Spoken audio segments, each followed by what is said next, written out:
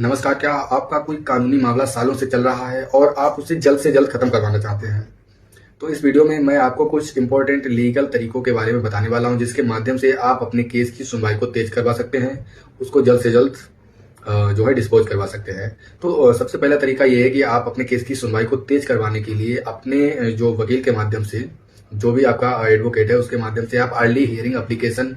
उस कोर्ट में मूव करवा सकते हैं जिस कोर्ट में आपका केस चल रहा है, और उसमें ये अनुरोध कर सकते हैं कि आपके केस की सुनवाई को तेज कर दिया जाए और उसे जल्द से जल्द डिस्पोज किया जाए, उसका डिसीजन जल्द से जल्द पारित कर दिया जाए। सेकंड चीज ये है कि आप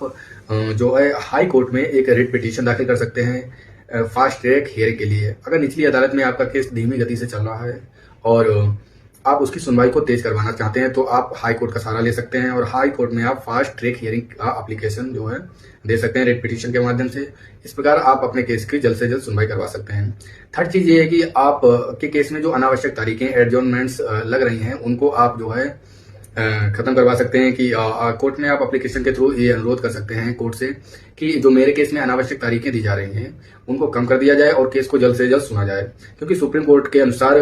बिना किसी रीजनेबल ग्राउंड के, बिना कोई उचित कारण के किसी भी केस में 3 से अधिक तारीखें नहीं दी जानी चाहिए। फोर्थ एंड सबसे इम्पोर्टेंट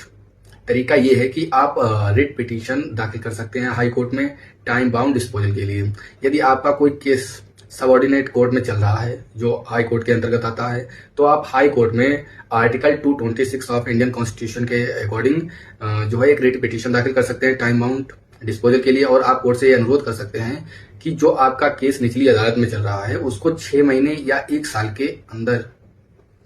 जो है समाप्त कर दिया जाए, उसमें डिसीजन दे दिया जाए जल्द से जल्द सुनवाई करके। उसमें 6 महीने या 1 साल के लिए कोर्ट जो है टाइम बाउंड कर देता है और निचली अदालत को ये आदेश देता है कि इसका जल्द से जल्द निस्तारण कर दिया जाए। इस प्रकार जो है आप ये कई उपरोक्त तरीके जो मैंने आपको बताए, इनके माध्यम से आप अपने केस की सुनवाई को जो है जल्दी से जल्दी करवा सकते हैं और अपने केस को जो है